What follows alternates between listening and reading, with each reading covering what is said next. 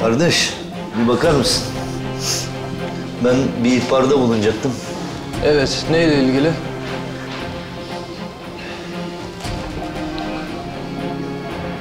Cinayete teşebbüs. Efendim? Arzu Karapınar memur bey. Kendisi benim ortağım olur. Tetikçi tutup Yusuf Üstün'ü öldürmeye çalıştı. Sen nereden biliyorsun bunu? Biliyorum. Çünkü burada hepsi yazıyor. Ne o? Kanıtım memur bey, kanıtım. Tetikçilerin Arzu'ya gönderdiği mektup ve daha fazlası. Hepsi burada. Alın, bakın. Arzu Karapınar suçludur ve derhal adalete teslim edilmelidir.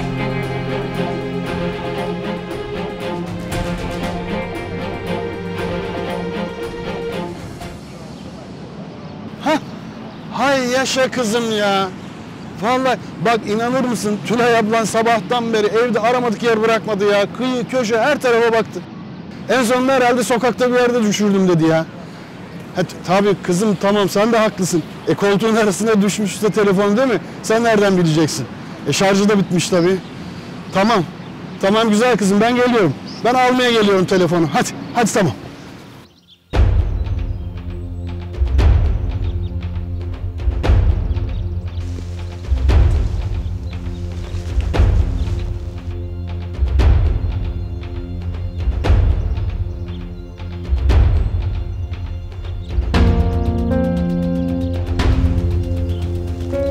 Gonca.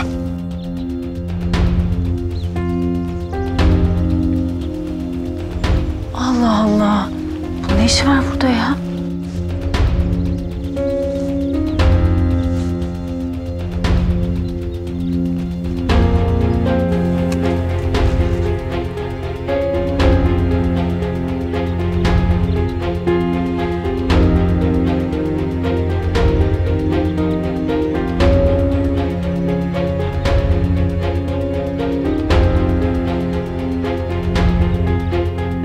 Erkut, ne arıyorsun burada? Asuman'ı arıyorum Gonca. Nerede? Eğer sen biliyorsan bana söyle. Çünkü ben de ne zamandır arıyorum, ulaşamıyorum. Endişelenmeye başladım artık. Ya Gonca, bırak bu ayakları, karşında salak yok.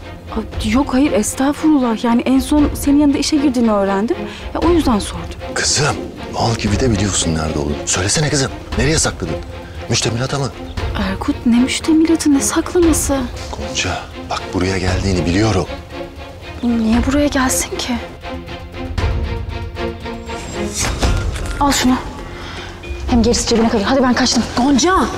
Ya anlamıyor musun? Hayatım tehlikede diyorum sana. Ya Asuman bak şimdi olmaz. Gerçekten olmaz ya. Bak Gonca, Erkut'un adamları beni kaçırdı, öldüreceklerdi. Gonca, bak sana soruyorum.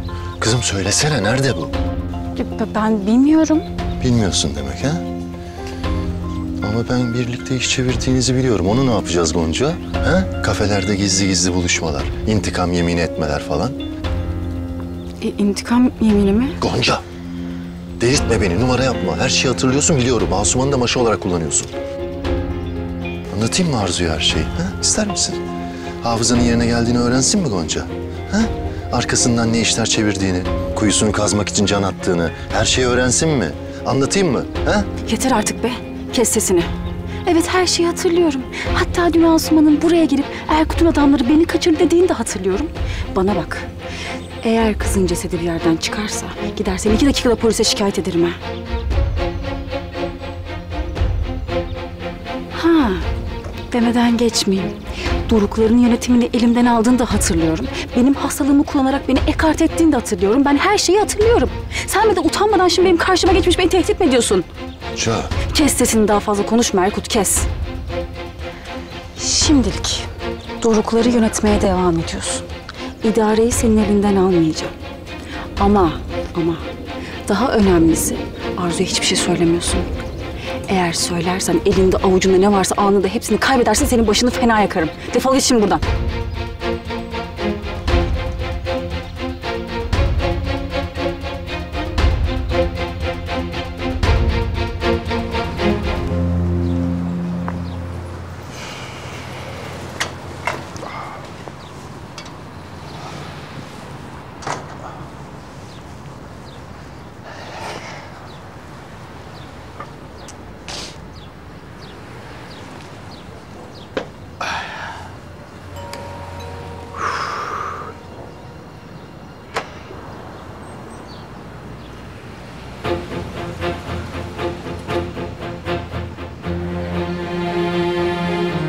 Merhaba Sitare Hanım. Merhaba.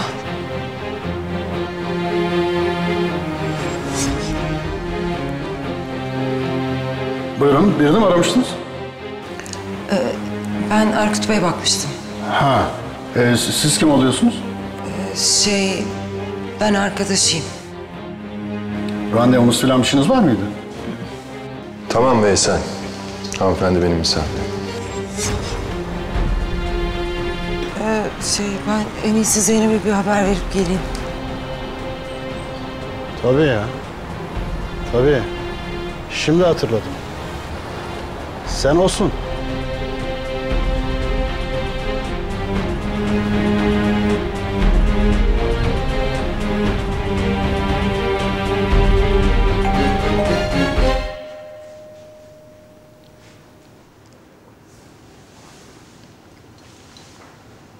Gonca!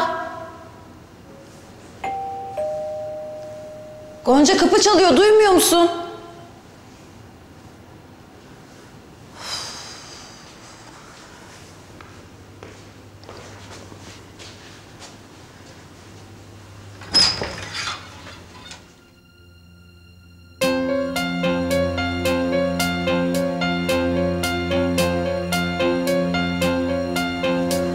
Buyurun. Arzu Karapınar, Benim. cinayete teşebbüsten tutuklusunuz. Cinayete teşebbüs mü? Saçmalamayın, ben kimseyi öldürmedim. Açıklamanızı emniyette yaparsınız. Lütfen zorluk çıkartmayın. Buyurun. Bakın, ben hiçbir yere gelmiyorum. Ben kimseyi öldürmedim. Ne saçmalıyorsunuz siz ya? Ümit! Ümit! Bakın, eğer işimizi yapmamıza engel olursanız kelepçe takarak götürmek zorunda kalacağız. Lütfen bizi buna zorlamayın. Bakın defolun gidin evimden. Ben kimseyi öldürmedim diyorum. Anlamıyor musunuz? Tut abi kolundan. Bakın, ben hiçbir yere gelmiyorum. Bak, defolun gidin Ümit! Bakın, bir hata yapıyorsunuz. Bırakın. Bir dakika, ne oluyor? Ümit ne olur bir şey yap. Bak, beni zorla götürmeye çalışıyorlar. Ne olur bir şey. Yusuf Üstün'ü öldürmeye teşebbüsten hakkında yakalama kararı var. Emniyete götürüyoruz.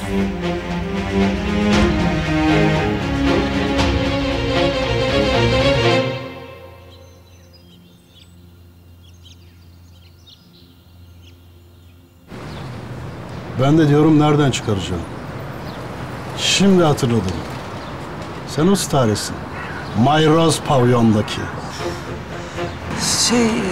Ne dediğinizi anlamıyorum. Başkasıyla karıştırdınız herhalde. Ya eminim. Görüntü cam gibi geldi gözümün önüne. Yo, inanın ben sizi hiç görmedim. İmkansız. Hatta böyle yüz yüze konuştuk hem de. Çalıştığım şirkete gelmişti. İnsan insana benzer diye boş yere dememişler değil mi? Ya bırak. Bırak şimdi. Bu evde ne işin var senin ha? Tırsıyorsun değil mi? Bir duyan olacak diye ödün kopuyor. Çünkü gerçekte senin kim olduğunu kimse bilmiyor. Bakın ben. Bir dakika ya. Bir dakika. Sen o hemşire yalanını niye uydurdun ha? Ne istiyorsun bu insanlardan? Ha? Maksadın ne? Ben kimseden bir şey istemiyorum. Bunu nereden çıkarttınız? Uzatmayın artık ne olur. Niye yalan söyledin ha? Niye yalan söyledin? Baba hoş geldin.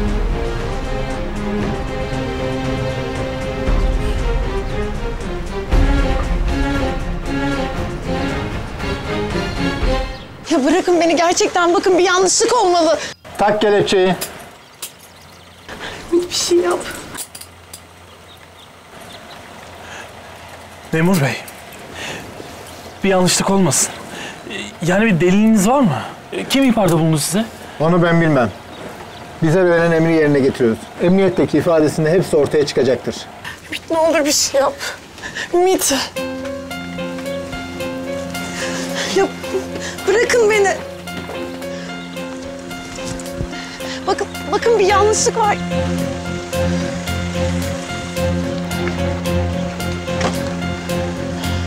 Ümit bir şey yap.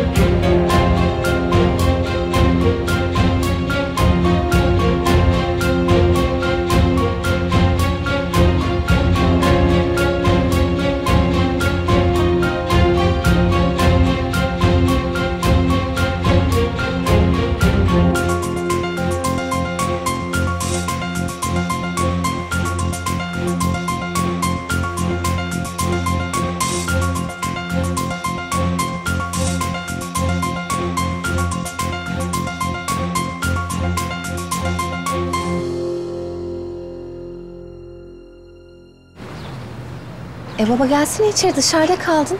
Telefonu da veririm. Gelmişken bir çay da içersin. Hadi gel. Olur.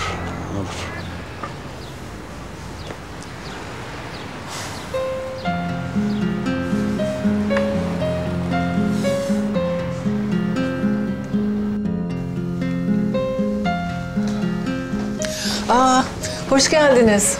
Hoş bulduk efendim, hoş bulduk. Buyurun. Baba, unutmadan vereyim Tülay ablanın telefonunu. Sağ ol kızım ya, sağ ol. Niye zahmet ettiniz buraya kadar? Selim bir ara uğrar, getirir de. Ya, yok canım ya, olur böyle şey. Çocuğun işi zaten başından aşkın. En fena mı oldu? Sizi bir daha görmüş oldum işte. Orası öyle tabii, her zaman bekleriz. Buyurun. Sağ ol, sağ ol. Dün akşam da ne güzel oldu öyle. Bütün aile hep beraber. Ya, evet. Elif'le İnci de çok sevindi. Hem de nasıl? Güzel bir vakit geçirdik işte. Daha sık gelin Veysel Bey. Geliriz tabii canım, inşallah, inşallah.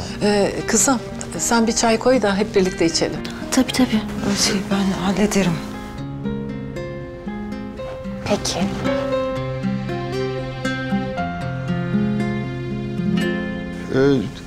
Zeynep, sizin bu misafiriniz...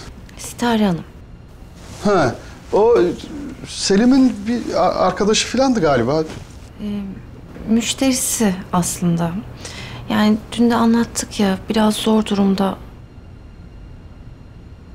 Hoş geldin baba. Vay, damat. Nasılsın görüşmeli? İyiyim ya, iyiyim. Senden ne haber? İyi, var işte olduğu gibi.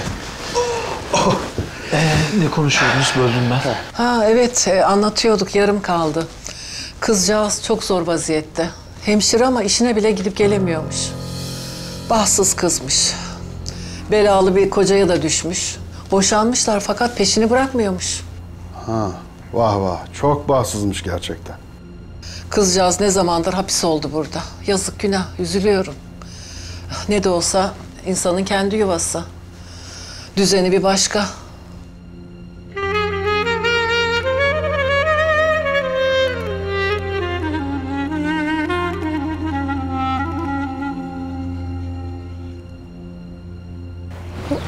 Anneciğim hadi hızlı yürü, geç kalacaksın. Yürüyorum anne. Ya ben seni erken kaldırdım halbuki. Kahvaltıda niye o kadar oyalandın anlamıyorum. Yusuf amcamın inmesini bekledim ama inmedi aşağıya. Anneciğim belki de erken çıkmıştır. Hem sen ne yapacaksın Yusuf amcanı? Özetini yaptığım kitabı verecektim Yusuf amca. Tamam, akşam verirsin. Hayır anne, akşam olmaz. Bugün vereceğim söz vermiştim. Tamam anneciğim, sonra verirsin. Hem Yusuf amcan yabancı değil. Evet ama söz verdim ülkeye. Yapmazsam çok ayıp olur. Ödünç ondan sene zamanda geri vermeliyiz, öyle değil mi? Okuldan önce safha gidebiliyor muyuz? Anneciğim bak geç kaldık diyorum sana. Hadi gitmemiz lazım. Yusuf amcam benim sözümü tutmayan biri olduğunu düşünürse? Anneciğim düşünmez, merak etme. Ya bari beni bıraktıktan sonra sen götürsen. Lütfen anne, ne olur. Tamam, götürürüm. Söz ver ama. Tamam, söz. Hadi çabuk çabuk çabuk çabuk.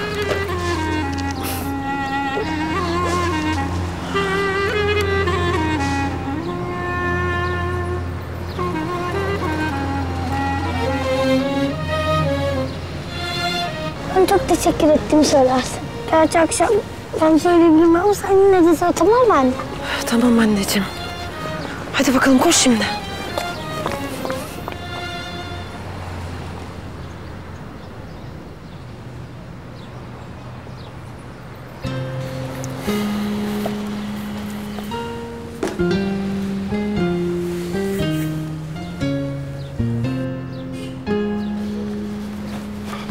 Kardeşim günaydın.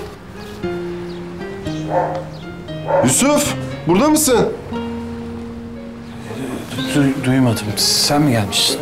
Ya ben geldim gelmesine de sen yoksun birader. Hayırdır? Ne bu dalgınlık?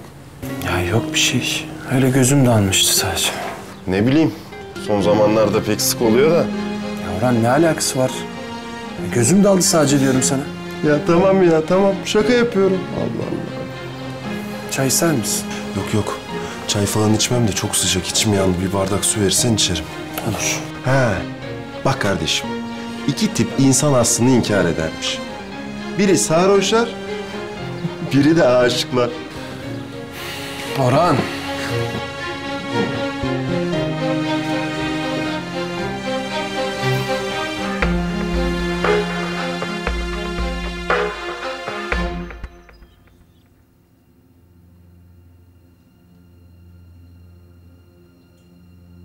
Ay, Arzu'yu da o halde kapaça götürdüler. Ya hayır yani kafası da yerine değil ki, ne yapacak bu karakolda? Ya o değil de polisin nasıl haberi oldu ki bu durumdan?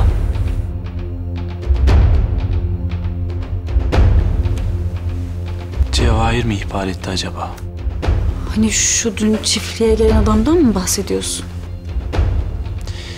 Kendini aklayabilmek için dün buraya gelip o zarfı benden istedi. Yani Arzu'nun suçlu olduğunu kanıtlayabilmek için. Ama o zarf onda olmadan bunu nasıl başarabildi ki?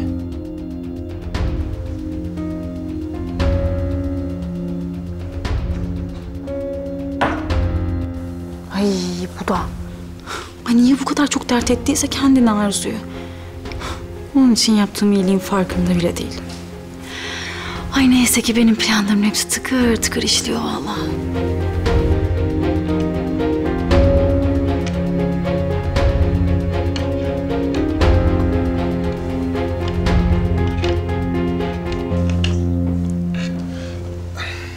Teşekkürler. Afiyet olsun. Sağ ol kızım.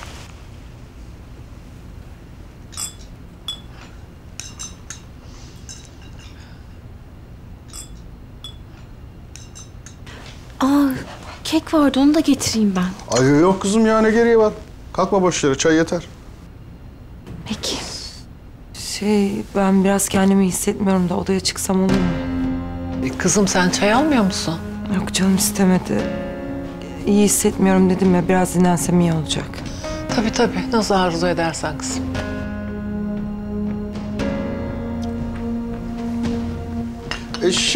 Sitare Hanım, size bir şey sormak istiyorum da. Buyurun. Sizin meslek şeydi değil mi?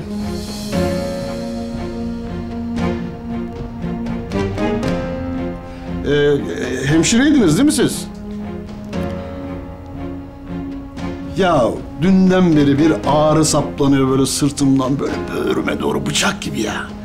Bir sorayım dedim, hani neticede siz de hemşiresiniz.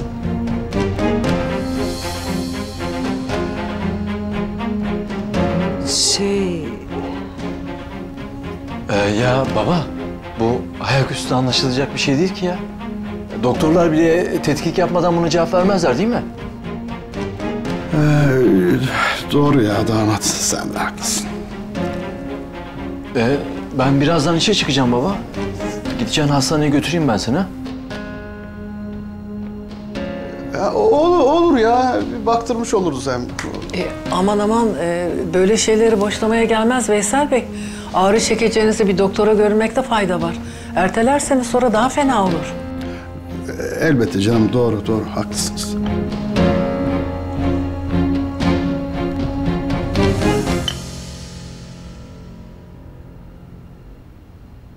Delireceğim ya, yok. Lan burada olması gerekiyordu ya, kahretsin ya. Nerede bu zarf ya, nerede? Cevahir aldı desem... Yok, onu odada hiç yalnız bırakmadım. Nereye gitti o zaman? Uçtu mu bu zarf ya?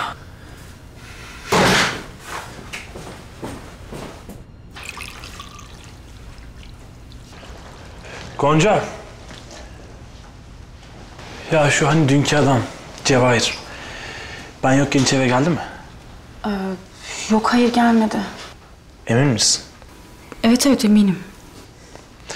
O zaman nereye gitti bu zarf ya? Bir dakika. Ben dün senden sonra bir ara dışarı çıktım. Eğer o arada geldiyse bilmiyorum. Nasıl olur böyle bir şey ya? Nasıl olur? Bilmiyorum yani, Arzu evdeydi.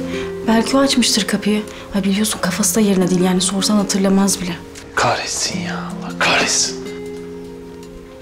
Bir şey soracağım. Bu bahsettiğin zarf çok önemli bir şey mi? Keşke beni uyarsaydın, ben de çiftlikten dışarı çıkmazdım. Evet Gonca, evet. Çok önemliydi. Hem de çok. Of.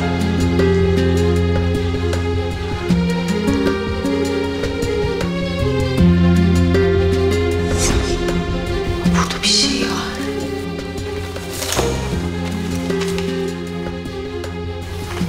Arzu Karapınar Koroğlu.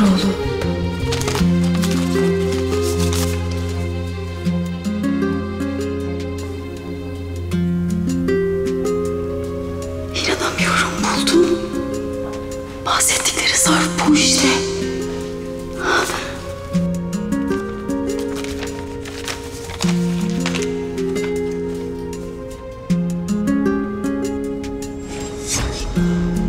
Allah Allah. Kim aldı ki acaba?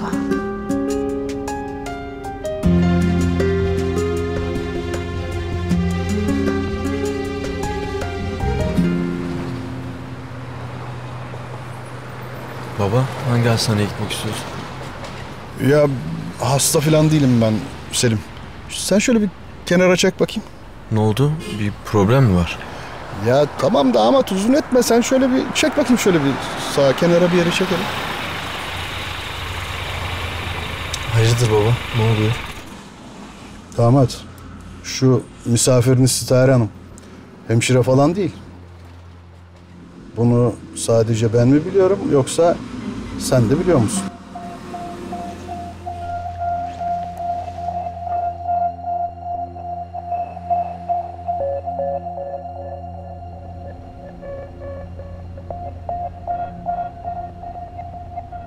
Siz Yusuf Üstün'ü nereden tanıyorsunuz? Ortak olduğum atölyenin karşısında bir dükkanı var. Yani oradan tanıyorum. Onun dışında tanıdığım biri değil. Ofisleriniz karşılıklı Arzu Hanım. İnsan hiç merak etmez mi? Hiç mi sohbet etmiştiniz falan yok? Hayır, yani ben kitap okumak istediğim zaman internetten sipariş ediyorum. Tozlu sahaflar pek tarzım değil. Kaç yıldır ortaksınız o atölyeye? Yıl olmadı. Birkaç hafta diyelim. Bir şey merak ediyorum. Bu atölye batmak üzereymiş. Kendi firmanızı kurmak varken neden yüklü bir sermaye yatırmak suretiyle böyle bir atölyeye ortak oldunuz ki? Koskoca memlekette başka atölye yok muydu? Bu atölye benim için daha uygundu. O yüzden. Hangi açıdan? Düşmanınızı daha yakınızda tutabilmeniz için mi? Yusuf Üstün'ü daha iyi göz hapsine alabilmek için mi? Bakın, ben yeni bir marka kurmak istiyorum. Bu yüzden de burayı tercih ettim. Yani yeni bir atölye kurmak, aylarca müşteri peşinden koşmak demek. Ama halihazırda müşterisi olan bir yer benim için daha uygundu. Bu yüzden ortak oldum. Yani bunun Yusuf'la ne alakası olabilir? Yusuf Üstün'ü ne zamandır tanıyorsunuz? Bilmiyorum. Çetelesini tutmadım. Sorularımıza daha düzgün yanıtlar verin. 3 ay falan oldu. Oldu mu? Olmadı. Hani siz Yusuf Bey'i atölyeye ortak olduktan sonra tanıyordunuz? Bu 3 ayda nereden çıktı? Çelişkili ifadeler veriyorsunuz Arzu Hanım. Tanıyorum dediysem ahbaplık ediyorum demedim. Ara ara geçerken görüyordum. Anlaşıldı. Sabaha kadar buradayız. Ne diyorsunuz siz ya? Benim işim gücüm var. Bizim başka işimiz yok. Üzgünüm.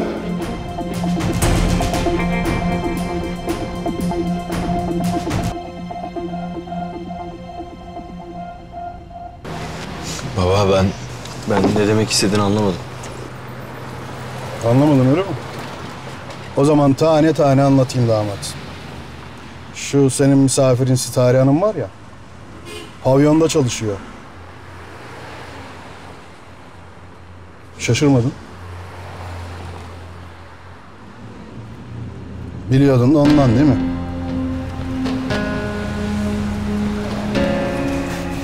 Baba. Şimdi bana dürüstçe cevap ver. O kadın benim kızımın yaşadığı eve damadım tarafından neden getiriliyor? Ne maksatla? Hı? Tamam. Her şeyi anlatacağım. Bir gün taksiye bindi. Belalısından kaçıyordu. Adam Sitare Hanım'ı dövmeye kalktı. Ben de sessiz kalamadım. Müdahale etmek zorunda kaldım. Öyle tanıştık. Baba benim yerimde sen de olsan aynı şeyi yapardın. Olaylara seyirci kalamazdın. Yani orası öyle. Ama mevzu bu değil oğlum. Yani o kadın yalanla dolanla o evde yaşıyor. Sen de buna göz yumuyorsun. Baba ben de böyle olsun istemezdim. Zeynep'e, annemlere her şeyi anlatacaktım zaten. Ama Sitare Hanım birden ben hemşireyim yalanını uydurdu. Kaldım öyle bir şey diyemedim. Tamam. Tamam. Her şeyi geçtim.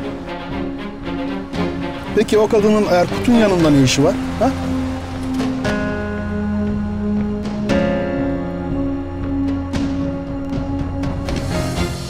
Erkut. Sitare Hanım'ın çalıştığı pavyona gidiyormuş. Oradan tanışmışlar. Arzu Hanım, Yusuf Bey'le aranızda ne gibi bir husumet var? Ya yok. Benim Yusuf Bey'le bir husumetim yok. Ya onun gibi biriyle benim ne sorunum olabilir ki?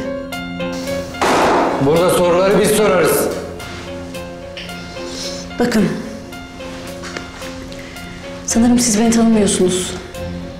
Ben Arzu Karapınar'ım. Herkesin taşıyamayacağı bir soyadım var. Ben büyük insanların büyük dünyasına yetiştim. O yüzden böyle aciz, saçma sapan bir esnafla uğraşıp kendi seviyemi aşağı çekecek değilim. Bırak bunları da gerçekleri anlat. Yusuf Üstün'ün ölmesini neden istedin? Ya istemedim. Ben niye birinin ölmesini isteyeyim ki?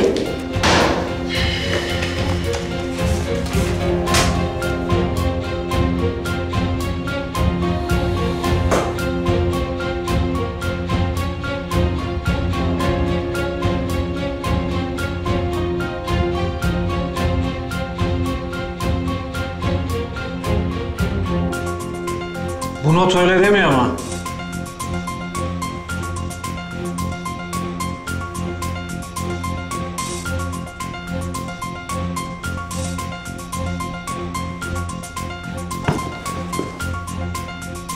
Gonca. Ne yapıyorsun? Ya Arzu'ya aklım takıldı. Ya biliyorum şimdi Arzu senin sanki çok umurundaymış diyeceksin ama ne bileyim ya. Öyle aklım kaldı işte. Polisler aldı bir anda götürdü. Ben de ilaçlarını götüreceğim. Yani bunları içmesi lazım biliyorsun değil mi? İstersen gel birlikte gidelim. Yok yok sen git ya sen halledersin. Ama zaten ben de dışarı çıkacağım hava alacağım. İstersen bırakayım seni. Hemen çıkacaksan olur. İyi tamam hadi gel gidelim. Tamam.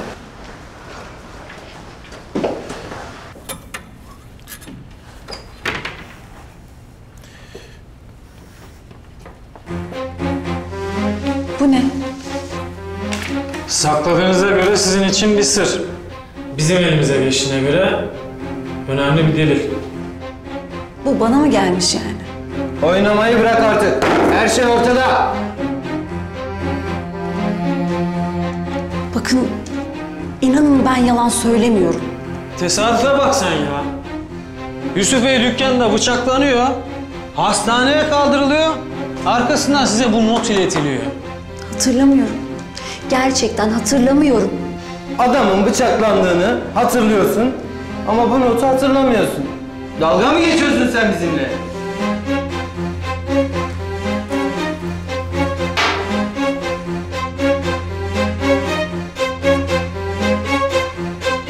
Siz beni sorgulayacağınıza aslında güvenliğimi sağlamanız lazım. Evet. Evet, hatta koruma talep ediyorum. Kimden koruyacağız Arzu Hanım? Kendinizden mi? Görmüyor musunuz? Hı? Burada ne yazdığını okumadınız galiba. Apaçık. Biri beni tehdit etmiş. Bu kağıdı size kim getirdiyse ondan şikayetçiyim. Kim? Hadi söyleyin. Bu bilgiyi sizinle paylaşamayız. O zaman siz de suç ortağısınız. Apaçık yataklık ediyorsunuz.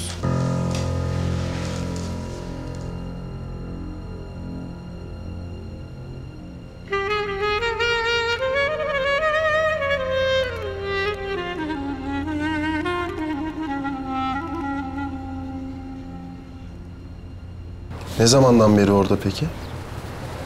Anladım. Bir şey itiraf etti mi? He? Ya, tamam. Ben birazdan orada olurum. Eyvallah. Kimdi arayan Orhan? Karakoldan aradılar. Karakoldan mı? Hı. Haberleri.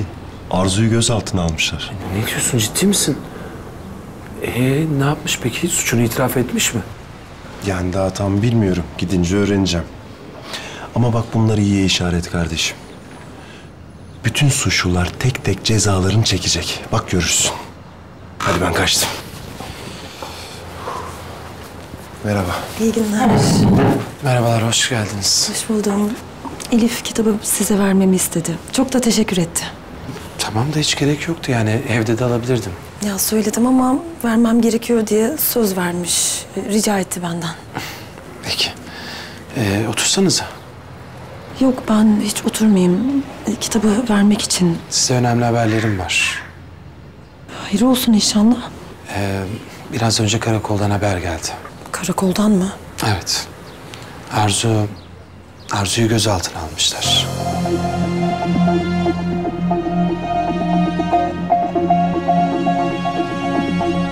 Yani tanışıklıkları oradan. Tamam diyorum ya, ben de şirkette görünce böyle birden hatırladım her şeyi. Ben bu işin içinden nasıl çıkacağım baba? Hiç bilmiyorum. Hiç. Yani aileme yalan söylemek zorunda kaldığım için çok huzursuzum. Yani bir yerden mecbur kalmışsın sen de oğlum. Evet. Çaresiz bir kadındı. Yardım etmek zorunda kaldım. Bırakamazdım öyle. Zaten ne olmuşsa senin o yufka yüreğin yüzünden olmuş. Hep senin iyi niyetin yüzünden ol. Ama bu böyle gitmez, değil mi? Nereye kadar? Biliyorum baba. Biliyorum. Benim Stare Hanım'ı bir an önce evden göndermem lazım. Başka çarem yok. İşte en mantıklısı bu. Hem zaten bugün olmazsa yarın senin başın belaya girer oğlum. Bir an önce kurtulman lazım bu işten. Bulacağım bir yolunu. Bulacağım.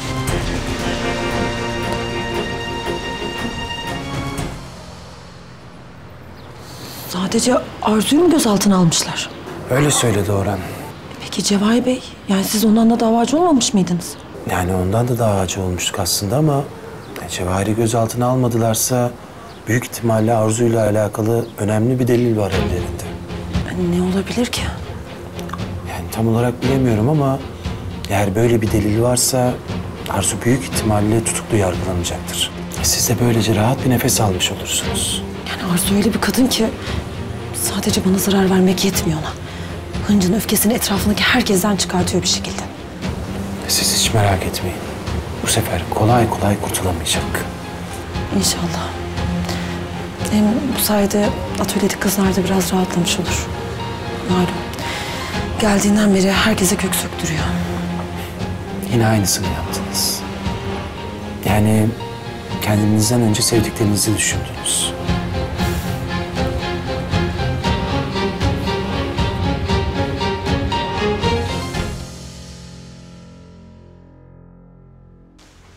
Bu nasıl? Güzel olur. Ay sana kalsa hepsi güzel zaten. Heh. Ay alt üst elbise anne. O ne biçim laf kızım? Bir kere gelip isteyecekler seni. İnsan böyle günde en güzel, en özel kıyafetlerini giyer ki güzel anıları olsun.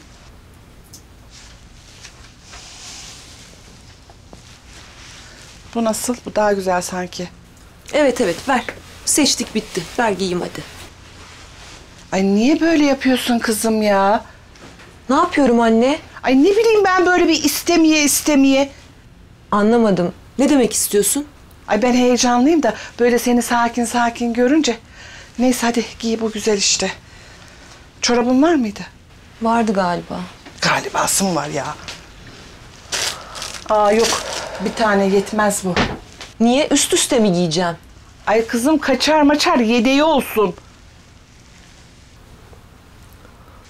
Ay neyse kuaföre giderken alırız. Kuaför? Kızım saçını başını yaptırmayacak mısın? Ay hiç gerek yok anne ya. Ben kendim yaparım saçımı. Boş ver.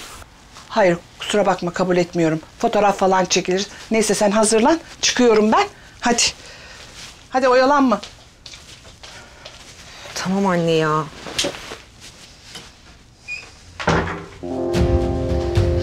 Bakın ben bir şey yapmadım gerçekten. Ben masumum diyorum. Bakın gerçekten ben hiçbir şey yapmadım. Onlar yalan söylüyor. İftiracı onlar. Ben hiçbir şey yapmadım. Ya çıkarın beni buradan diyorum lütfen. Ben hiçbir şey yapmadım. Çıkarın. Ya çıkarın beni buradan diyorum. Hiçbir şey yapmadım ben.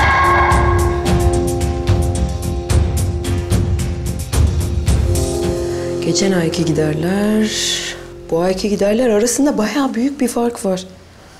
Bakın sipariş... Ne oluyor lan? Asıl sana ne oluyor? Anlat bakalım. Siz kimsiniz? Bu şekilde giremezsiniz buraya. Çık dışarı. Cevahir Bey. Bir daha söylemeyeceğim. Çık dışarı.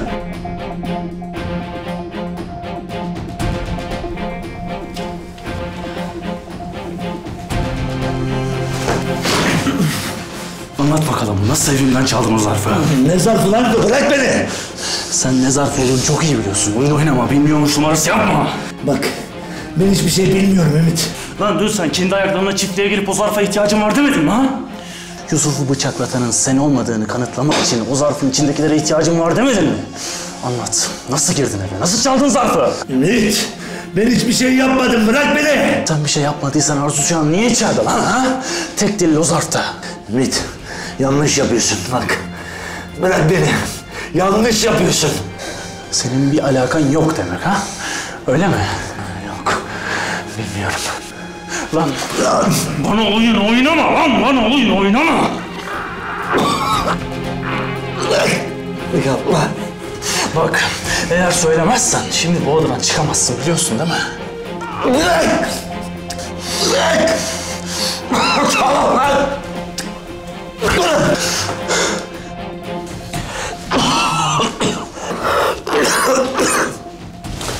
Tamam lan. Tamam. Gece gizlice girip aldım zarfı.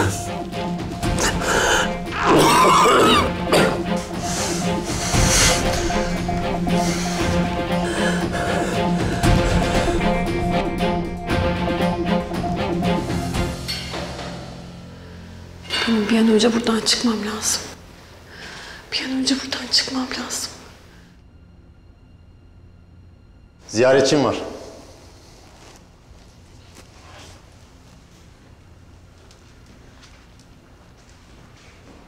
Gonca, neredesiniz siz? Ümit nerede?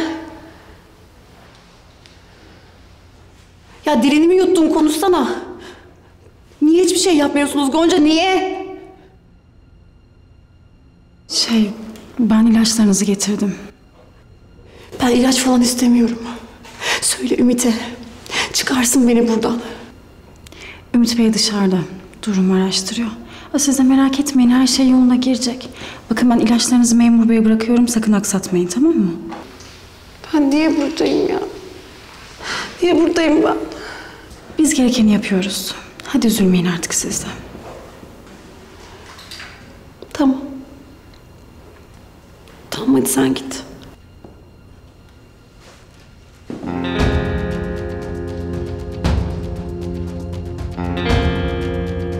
Nasıl cesaret edersin lan böyle bir şeye? Sen olsan ne yapardın lan? He? Elini kolunu bağlayıp böylece oturur muydun? Ben sana dedim. Arzu benim başıma bela olacak dedim. Sen ne yaptın? Köşene çekilip bana ne dedin?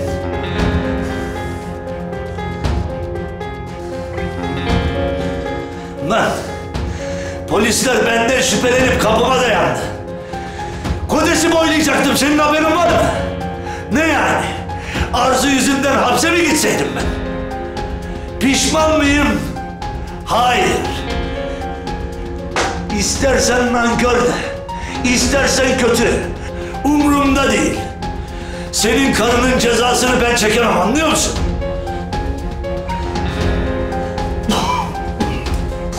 Allah kahretsin. Allah kahretsin.